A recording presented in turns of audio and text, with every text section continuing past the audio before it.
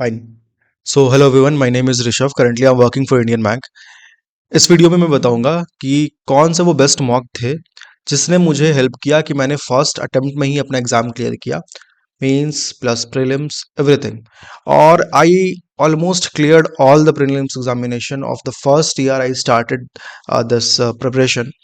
सो एक और चीज़ बहुत इंपॉर्टेंट कि देखो, सिर्फ मॉक होने से आपके पास मतलब नहीं होता है। बेस्ट मॉक आपको मिल गया तो उससे भी मतलब नहीं है।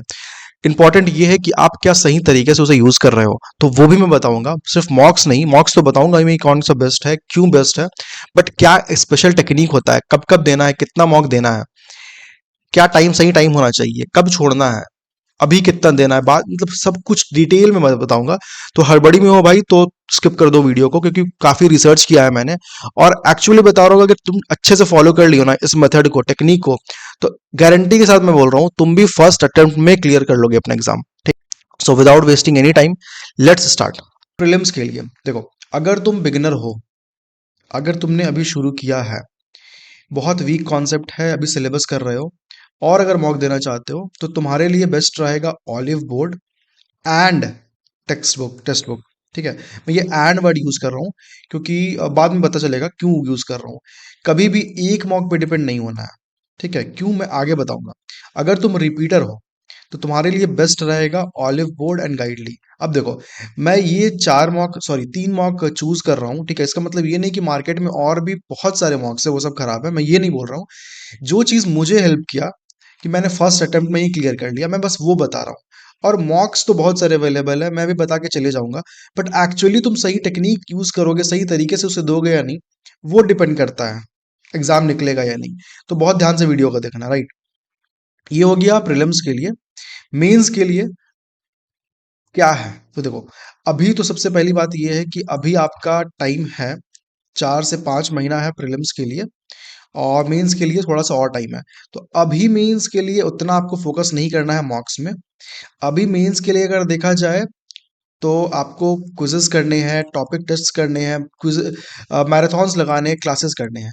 और अगर देखा जाए कि मैंने कौन सा मॉक यूज़ किया था मेंस के लिए, तो मुझे बेस्ट लगा था गाइडली का मॉक मीन्स के लिए। ठीक है, मीन्स के लिए गाइडली बेस्ट लगा था मुझे, क्योंकि देखो, रिलेवेंट सोर्स सबसे इंपॉर्टेंट होता है कि ना ज़्यादा टफ ना ज़्यादा इजी। तो ऑल बोर्ड में मुझे थोड़ा सा लगा था कि ऊपर नीचे जा रहा था चीज़, कभी बहुत हार्ड कभी बहुत टफ। बट गाइडली थोड़ा सा मतलब मेंस के लेवल के लिए। अगर देखो, इसमें भी क्या है ना कि अगर आप प्रीलिम्स के लिए सॉरी क्लर्क के लिए तैयारी कर रहे हो, ठीक है, तो आपको क्लर्क वाले ही मॉक्स देने हैं। अगर आप पीओ के लिए तैयारी कर रहे हो तो आपको क्लर्क प्लस पीओ दोनों देने हैं। ठीक है, ये थोड़ा सा यहाँ पर ट्रिक हो जाता है, क्योंकि एक्चुअली पीओ के लिए कोई भी प्लेटफॉर्म नहीं बनाया जो सही से मॉक दे पाए पीओ के लिए। तो आपको मिक्स करके देना पड़ेगा। तो ये था मेंस के लिए, ये था प्रीलिम्स के लिए। करेक्ट, यहाँ तक क्लियर है। अब आते हैं क्या टिप्स है जो मैं बताना चाहता हूँ। देखो, सबसे पहले ये कि हमेशा आपको 2 मॉक टेस्ट यूज करना है।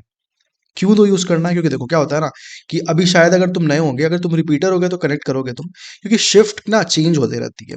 हो सकता है कि आपको हार्ड शिफ्ट मिल गया या टफ शिफ्ट मिल गया, तो आपको दोनों केसेस के लिए रेडी रहना है। इसीलिए 2 मॉक आपको देना ही देना है। आई नो मॉक्स काफी महंगे भी हो गए हैं, कभी कभी आपको ऑफर में मिल जाता है। ऑली बोर्ड के तो मतलब अगर आप लेने जाओगे तो 1500 के आसपास मिलता है 1 साल का। ठीक है, थोड़ा सा कॉस्टली है, कुछ लोगों को प्रॉब्लम होती है, बट फिर भी दोस्त इन्वेस्टमेंट तो करना पड़ेगा। मैं हमेशा बोलता हूँ कि फर्स्ट मंथ क्लर्क का सैलरी आपका 50K आएगा।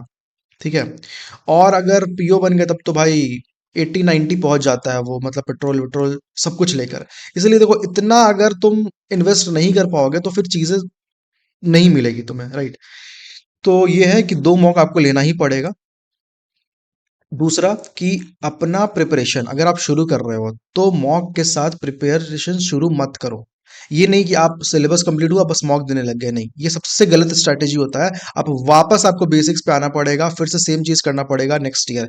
इसीलिए ध्यान से सुनो। अभी आपको, अगर आप शुरू कर रहे हो तो आपको मॉक पे डिपेंड नहीं होना है। तुम क्या करो ना, तुम टॉपिक टेस्ट लगाओ, क्विजेस लगाओ, टाइमर मोड में स्पीड बूस्टर्स लगाओ, मैराथन्स लगाओ। इतना मतलब हर एक टॉपिक के 100-200 क्वेश्चन पहले कर लो, फिर तुम मिक्स जाना मॉक्स देना। मॉक देने का भी टाइमिंग होता है। अब ये कहाँ से करना है, तो इसके लिए मैंने वीडियो बना रखा है, आप गाइडली के बंडल पीडीएफ से दे सकते हो। ठीक है, तीसरा ये है कि अभी मैंने बताया कि अभी आप 1 या 2 मॉक, ठीक है, आप प्रीलिम्स के एक वीक में दे सकते हो, डेली अभी नहीं देना है क्योंकि अभी 4-5 महीना बचा हुआ है, राइट।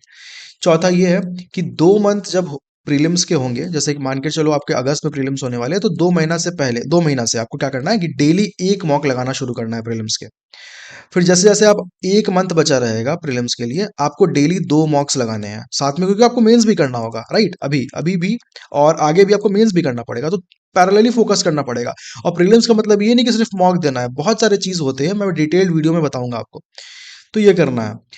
6 नंबर ये है बहुत इंपॉर्टेंट कि देखो, 15, ये तो टेस्टेड, ट्राइड एंड टेस्टेड है, ठीक है। मेरे बैच के 50 से 60 लोग, ठीक है, इसे फॉलो करके निकाले हैं, प्रीलिम्स निकाले हैं, अभी अरबी क्लर्क के प्रीलिम्स निकाले हैं उन्होंने।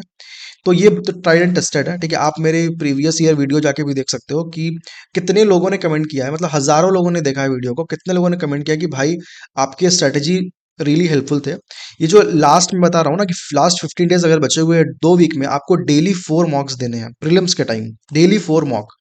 और उसमें सिर्फ रॉन्ग क्वेश्चंस के एनालिसिस करना है, एनालिसिस नहीं करना है। ये बात की बात है, ठीक है। तो ये आगे देखना, अभी तो पहले तुम ये फोकस करो। ये हो गया। दूसरा चीज बहुत इंपॉर्टेंट ये है कि 2 बातें को ध्यान रखना। पहला कि देखो, मॉक तुम दोगे ना, ये सब चीज़ों को कोई नहीं बताएगा।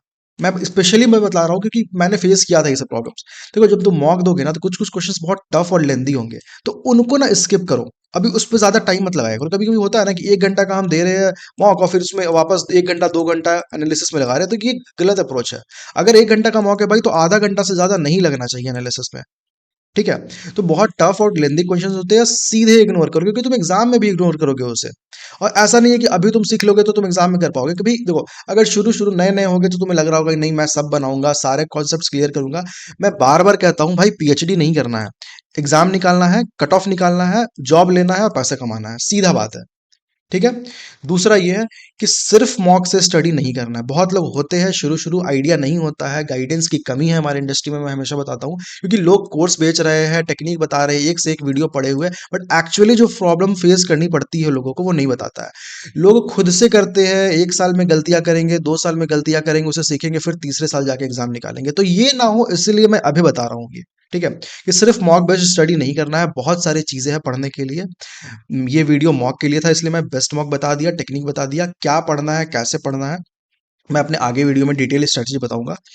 अभी भी अगर आपको हेल्प चाहिए, मतलब आपको लग रहा है कि आपके पढ़ने, आपके लिए, मतलब आपके पास पढ़ने के लिए सब कुछ है, बट फिर भी आप नहीं पढ़ पा रहे हो, एक सही मतलब डायरेक्शन नहीं मिल रहा है, तो आप मेरे मेंटरशिप प्रोग्राम ज्वाइन कर सकते हो, ठीक है। डेली टारगेट्स आपको इसमें मिलेंगे और काफी रिगरस होगा, तो आप बहुत सीरियस हो तो ही फिर ज्वाइन करना बैच को, अदरवाइज प्लीज मुझे भीड़ नहीं चाहिए, ठीक है। ये हो गया। So all the best. ये था मेरा अपना अप्रोच, अपना थॉट कि क्या मुझे हेल्प किया लास्ट ईयर कि मैंने फर्स्ट अटेम्प्ट में एग्जाम क्लियर किया। प्लीज ये मत समझना कि मैं किसी मॉक को डिमीन कर रहा हूँ या इंक्लूड नहीं किया तो वो बढ़िया नहीं है, ऐसी बात नहीं है। पर हाँ, मैं बता रहा हूँ, गारंटी के साथ मैं ये बोल रहा हूँ कि ये अगर तुम अप्रोच फॉलो करोगे, ये स्ट्रेटेजी फॉलो करोगे, तो डेफिनेटली फर्स्ट अटेम्प्ट में ही निकलेगा एग्जाम, ठीक है। All the best. अच्छे से पढ़ाई करो भाई, people are waiting for your success.